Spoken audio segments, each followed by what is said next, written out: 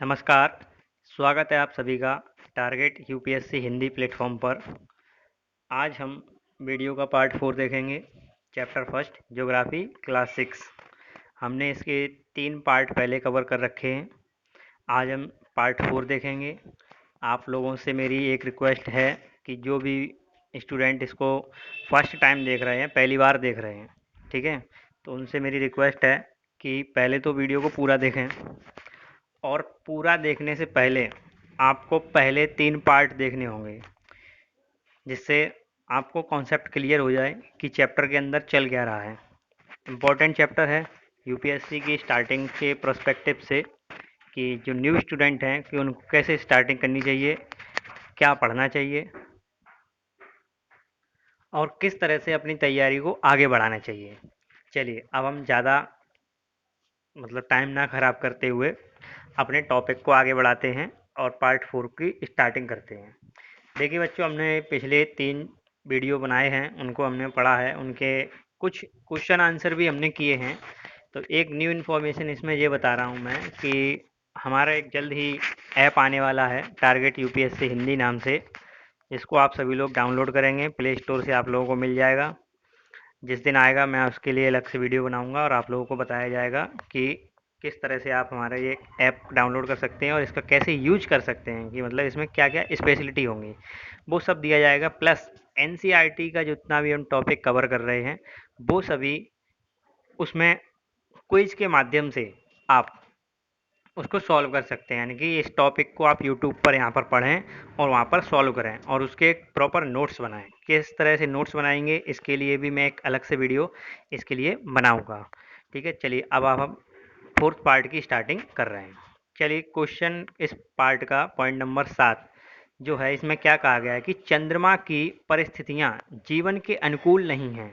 यानी कि हम अपनी लाइफ को अपने जो भी और मिशन हैं उनके हिसाब से हम देखते हैं कि पृथ्वी के अलावा हमारे सोलर सिस्टम में किस अन्य ग्रह पर जीवन को हम तलाशते हैं। पर क्लास 6 की जो किताब है इसमें बताया गया है कि चंद्रमा पर जीवन की परिस्थितियाँ अनुकूल नहीं हैं। इसकी सतह पर पर्वत, मैदान एवं गड्ढे हैं जो चंद्रमा की सतह पर छाया बनाते हैं।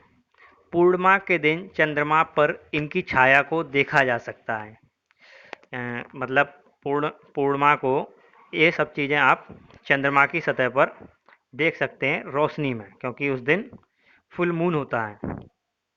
पॉइंट नंबर 8 इसमें कहा गया है तारों, ग्रहों एवं उपग्रहों के अतिरिक्त, तारों, ग्रहों एवं उपग्रह के अतिरिक्त असंख्य छोटे छोटे पिंड भी सूर्य के चारों ओर चक्कर लगाते हैं। यानी कि बहुत से छोटे छोटे, मतलब आपके जो पिंड कह लें, जो हमारे सोलर सिस्टम में सन के चारों ओर रिवॉल्व करते हैं। मतलब सेम कॉन्सेप्ट है जिस तरह से अगर आप लोगों ने साइंस में पढ़ा होगा एटम का, और वही कॉन्सेप्ट हमारा सोलर सिस्टम में है कि मतलब जो सेंटर है वो सन है और सन ही सबको एनर्जी देता है। उस एनर्जी से हम सभी अपने सोलर सिस्टम में पृथ्वी पर जीवित हैं, क्योंकि ऊर्जा का एकमात्र स्रोत जो हमारे पूरे सोलर सिस्टम में है वो है सूर्य। चारों ओर चक्कर लगाते हैं। इन पिंडों को हम क्षुद्र ग्रह कहते हैं। क्षुद्र ग्रह का मतलब होता है ड्वार्फ प्लैनेट। इंग्लिश में इसको हम ड्वार्फ प्लैनेट कहते हैं। तो अभी आपने पार्ट 2 या फर्स्ट में एक ड्वार्फ प्लैनेट का नाम पढ़ा है, उसे एक ऑर्गेनाइजेशन ने कुछ ईयर पहले प्लैनेट वाली लिस्ट से हटाकर ड्वार्फ प्लैनेट में बदल दिया है। तो आप लोग उस वीडियो को देखें और बताएं। आप लोग अगर ऐसा सोच रहे हैं कि ये हमारे लिए टाइम वेस्ट है तो ये आप गलत सोच रहे हैं।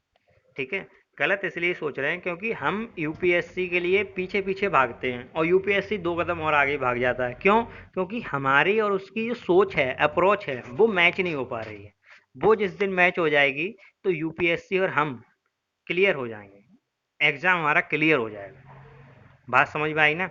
तो उस अप्रोच को मिलाइए। बात समझ में आ गई ना? तो वो अप्रोच जब मिलेगी जब आप कुछ किसी चीज़ के ऊपर फोकस्ड करेंगे और प्लानिंग से पढ़ेंगे, योजना बनाइए। क्योंकि योजना अगर नहीं बनाएंगे आप तो नहीं कर सकते हैं। कहीं से भी आप कुछ मटेरियल लेके पढ़ें या कुछ इधर से उधर से किसी अदर चैनल से या कुछ भी, तो आप जानकारी तो आपके पास होगी, पर उस जानकारी को आप यूज नहीं कर पाएंगे। यूज कैसे कर पाएंगे? क्योंकि यूपीएससी में सेकंड जो स्टेज है वो रिटन की स्टेज है, और रिटन की स्टेज में बहुत लिमिटेड शब्दों की ज़रूरत होती है। उसमें 150 और 250 शब्दों की ज़रूरत होती है, और उस 150 और 250 शब्दों में आपका पूरा वे ऑफ राइटिंग चेक हो जाता है। तो उसके लिए आपको एक स्पेशल कला होनी चाहिए लिखने की। वो कला आपको कहाँ से मिलेगी? जब आप शेड्यूल से चलेंगे, सिस्टम से चलेंगे, तो वो सिस्टम को सीखना है। ठीक है, तो इन पिंडों को हम क्या कहते हैं? क्षुद्र ग्रह कहते हैं। ये मंगल और बृहस्पति की कक्षाओं के बीच में पाए जाते हैं। हमने आपको एक प्ले दिखाया था, पिक्चर, ये आप देख रहे हैं।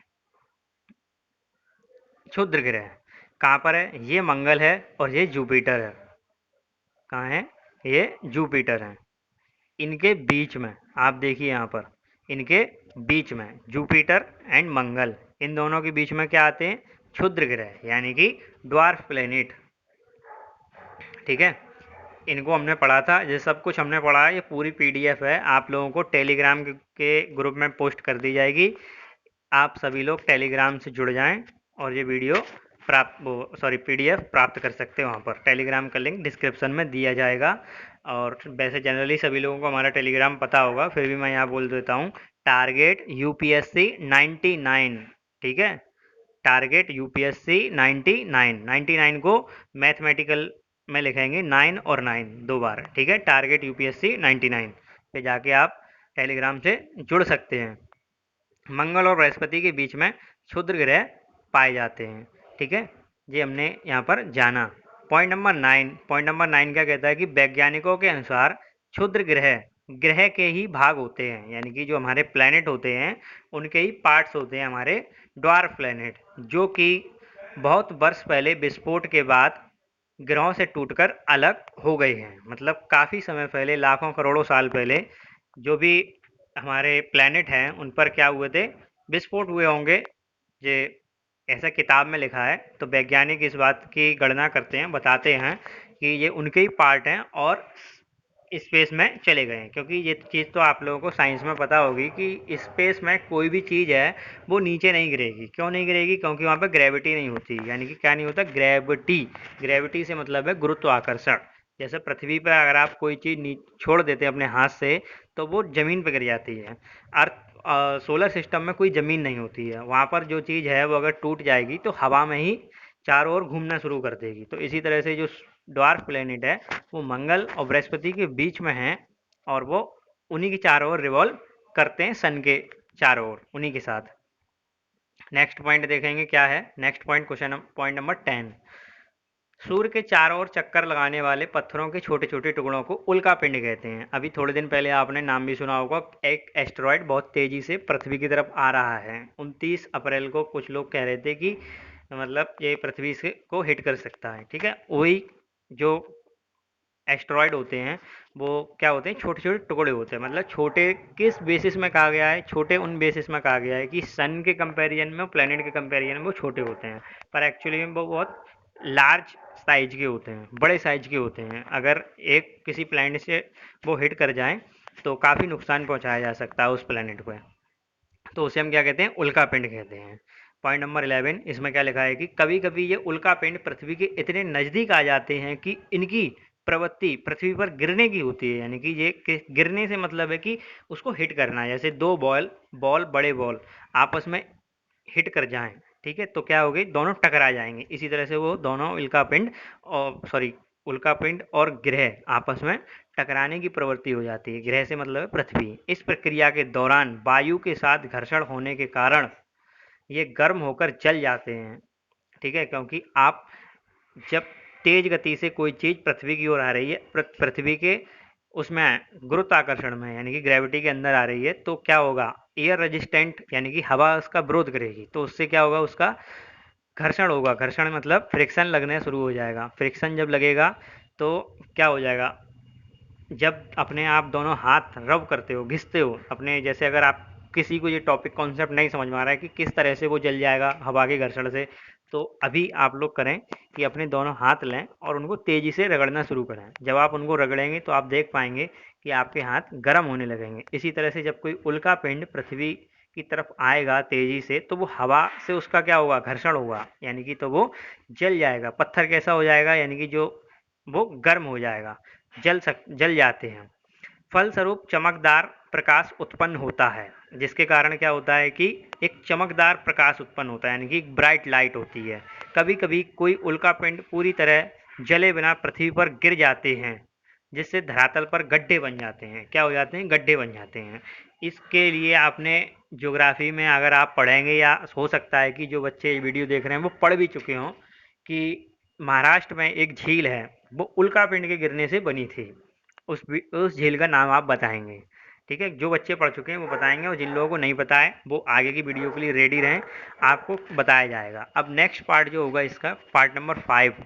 पार्ट नंबर 5 में क्या होगा कि जो अभी तक हमने पढ़ा है उसके बारे में थोड़ा डिस्कशन करेंगे और नेक्स्ट चैप्टर स्टार्ट करेंगे। इसका जो क्विज होगा, क्वेश्चन आंसर का क्विज होगा, वो आपको कहाँ मिलेगा, टारगेट यूपीएससी हिंदी का जो ऐप आने वाला है, जल्दी उसकी लॉन्चिंग होगी, आप लोगों को बताया जाएगा। उस पर आप क्विज अटेम्प्ट कर सकते हैं, उस पर आप रिजल्ट भी देख सकते हैं अपना, और जो भी आपके कॉन्सेप्ट होंगे वो आप क्लियर कर सकते हैं। फ्री ऑफ माइंड आप हमारे साथ जुड़िए, आपकी पूरी हेल्प की जाएगी। ठीक है।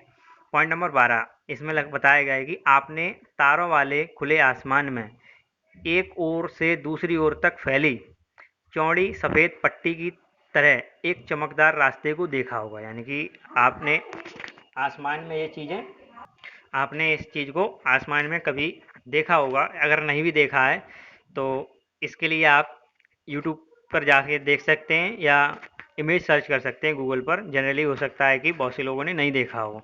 यह लाखों तारों का समूह होता है, यानी कि बहुत सारे लाखों तारे, मतलब जो स्टार हैं वो एक लाइन में होते हैं।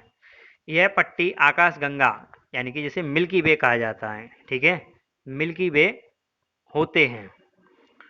बात समझ में आ गई ना, मिल्की वे किसे कहते हैं, वो इस पॉइंट में क्लियर होता है। पॉइंट नंबर 13 क्या कहता है कि हमारा सौरमंडल इस आकाश गंगा का एक भाग है। यानी कि जो हमारा जो सोलर सिस्टम है, इस आकाश गंगा का एक भाग है, यानी कि इसमें और बहुत से भी भाग होंगे। प्राचीन भारत में इसकी कल्पना आकाश में प्रकाश की एक बहती नदी से की गई थी। इस प्रकार इसका नाम आकाश गंगा पड़ा। यानी कि प्राचीन समय में लोग ये कहते थे कि एक सफ़ेद दूध की नदी बह रही है, जिसको हमने क्या नाम दिया, आकाश गंगा। इसका एक भाग है क्या, हमारा सोलर सिस्टम। आकाश गंगा करोड़ों तारों, बादलों तथा गैसों की एक प्रणाली है।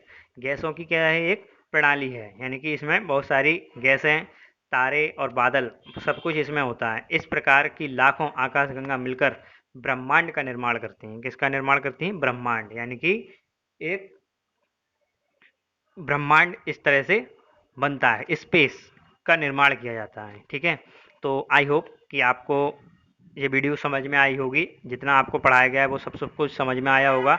और जो कुछ हमने अभी तक पढ़ा है, थोड़ा शॉर्ट में हम देखते हैं किस तरह से हमने पढ़ा है। कि आप इसमें देख रहे हैं ये गर्ल है, ठीक है, ये गर्ल है। इसका मतलब क्या है कि ह्यूमन, ह्यूमन कहाँ पर है, पृथ्वी पर है। ठीक है, पृथ्वी किसके अंदर आती है, सौरमंडल के पार्ट में आती है। ठीक है, सौरमंडल किसका पार्ट है, आकाशगंगा का पार्ट है। और आकाशगंगा किसका पार्ट है, ब्रह्मांड का पार्ट है। यानी कि हमने एक पूरी चेन इस तरह से पढ़ ली है। बात समझ में आ गई। और यहाँ पर हमारे चैप्टर की समाप्ति हो जाती है। और इस पर मतलब जो पीडीएफ है, इसको आप क्लिक करेंगे यहाँ पर, तो आप ये वीडियो जो चल रही है ये सभी वीडियो आप देख सकते हैं। ठीक है, तो यहाँ पर हमने चैप्टर को समाप्त किया। चैप्टर काफ़ी इम्पोर्टेंट है, बहुत सी चीज़ें हमने इसमें पढ़ी हैं। ठीक है, क्या मतलब बेसिक को पढ़ा है, जूलॉजी, ज्योग्राफी, ये सब कुछ हमने देखा था और बताया भी था। इसमें से एक ये क्वेश्चन था जो 2018 पीसीएस में पूछा गया था। काफ़ी इम्पोर्टेंट हो जाता है, मतलब काफ़ी इम्पोर्टेंट से मतलब है कि अब सब कुछ एक चैप्टर से तो नहीं आएगा। हो सकता है जैसे अभी मैंने आपको बताया कि 2018 पीसीएस में इसमें से आया था। अब जैसे सोल देवता के बारे में जो बताया गया है वो सूर्य देवता को कहा जाता है, और ये कहाँ पर है, आपके ग्रीक में, मतलब रोमन कहानियों में इनका उल्लेख किया जाता है। तो इस तरह से इस चैप्टर की समाप्ति होती है। ये चैप्टर हमने पूरा 4 पार्ट में कवर किया है। आई होप कि आपको समझ में आया होगा। अगर ये वीडियो आपको अच्छा लगता है तो शेयर ज़रूर करें। अगर आप फेसबुक पर देख रहे हैं हमारे वीडियो को तो पेज को लाइक ज़रूर करें। अगर आप हमारे इस वीडियो को यूट्यूब पर देख रहे हैं तो चैनल को सब्सक्राइब जरूर करें। मेरा फेसबुक पेज और यूट्यूब चैनल और टेलीग्राम सब एक नाम से है, टारगेट यूपीएससी हिंदी। ठीक है। अगर आप व्हाट्सएप ग्रुप पे हैं तो या यूट्यूब पे सॉरी टेलीग्राम पर हैं तो ग्रुप में ज़रूर शेयर करें। ठीक है। मतलब अगर आप जितनी भी हेल्प कर सकते हैं हमारी करिए, हम आपकी पूरी हेल्प करने को तैयार हैं। ठीक है। हम एक बैच बनाएंगे आपका 2021 के लिए, जो बिल्कुल और बिल्कुल फ्री ऑफ कॉस्ट होगा, एकदम 100%। कोई भी उसकी कीमत नहीं होगी। और कोर्स जो होगा आपका वो लाखों का होगा, पढ़ाई भी लाखों की होगी। ठीक है। पर उसकी फ़ीस शून्य होगी। ठीक है। बात समझ में आ रही ना आप लोगों को? एक बैच बनेगा केवल और केवल डेडिकेटेड स्टूडेंट्स का, जो केवल और केवल यूपीएससी के लिए डेडिकेटेड हैं। मैं पहले भी काफ़ी क्लासें लेता रहा हूँ ऑफलाइन इंस्टीट्यूट्स में, पर अब जब से लॉकडाउन हुआ है तो मैं ऑनलाइन इंस्टीट्यूट जो अपना चैनल यूट्यूब का स्टार्ट किया है। तो काफ़ी बच्चे मेरे से पढ़ के आगे निकल चुके हैं और आई होप कि आप भी आगे जाएंगे। बेसिक से पढ़ाता हूँ, एकदम अच्छा पढ़ाऊँगा।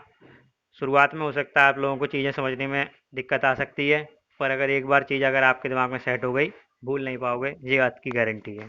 ठीक है। तो चैनल को सब्सक्राइब जरूर करें, फेसबुक पेज को लाइक करें और वीडियो पसंद आए तो शेयर ज़रूर करें। Thank you.